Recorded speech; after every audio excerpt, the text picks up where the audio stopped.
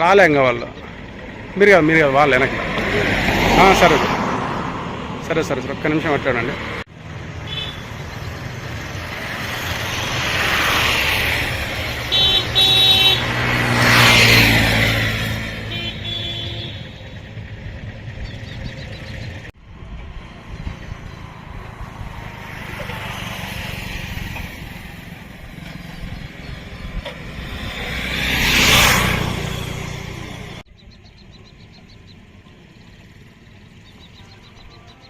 సంవత్సరాల నుంచి గ్రామీణ ప్రాంతాల్లో గోపాల మిత్రులుగా పనిచేస్తున్నాము.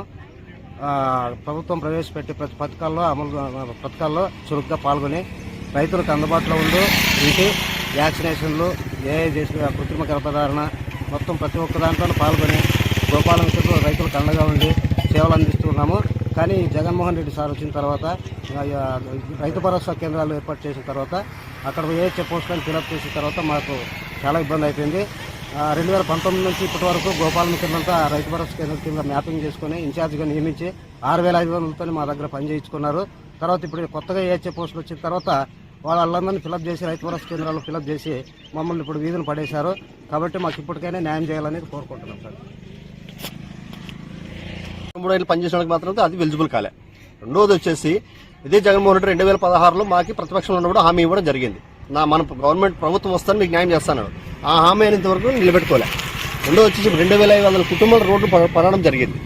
ఈ పొద్దు మాకు వయసు కూడా 40 నుంచి 55 ఏళ్ళు మా పిల్లలు స్టేజ్కి వచ్చారు. ఇప్పుడు ఇన్నేళ్ళు పని చేయించు, అది గ్రామీణ ప్రాంతాల్లో రైతు భరోసా కేంద్రంలో 4.5 సంవత్సరాలు పని చేయించుకున్నారు వీళ్ళు. ఇప్పుడు మమ్మల్ని బయటకు నొట్టడం జరిగింది. ఇప్పుడు మాకు ఖచ్చితంగా న్యాయం జరగాల. ఎందుకంటే మేము ఆల్రెడీ 23 ఏళ్ళు సర్వీస్ చేసిన వాళ్ళు కూడా బుద్ధు ఎట్టి లేకుండా రోడ్డు పడేయడం భావ్యం కాదు. ఇప్పటికైనా జగనన్న గుర్తించి మమ్మల్ని ప్రభుత్వ ఉద్యోగస్తులకు గుర్తించాలని మేము మనం చేస్తున్నాం సార్. మేము గ్రామీణ ప్రాంతాల్లో ఆల్రెడీగా 23 సంవత్సరాల నుంచి గోపాల మిత్రగా విధులు నిర్వహిస్తున్నాం. పశుసంవర్ధక శాఖలో ఇప్పుడు ఆల్రెడీగా ఈ రైతు భరోసా కేంద్రాల్లో పెట్టిన తర్వాత గోపాల మిత్ర అనే వ్యవస్థని రద్దు చేసి ఆల్రెడీగా ఎగ్జామ్ పాస్ అయిన వాళ్ళు మాత్రమే దాంట్లో తీసుకోవడం జరిగింది.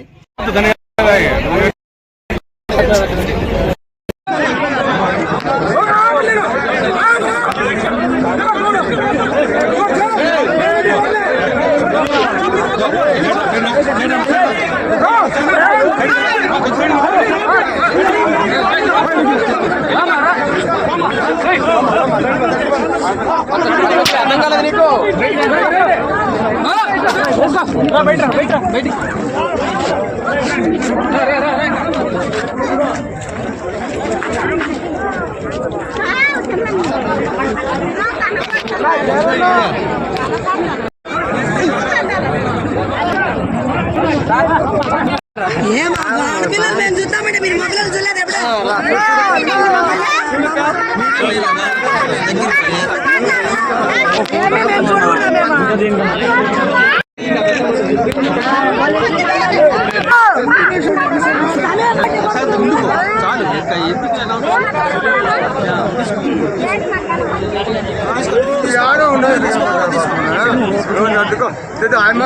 ఆయన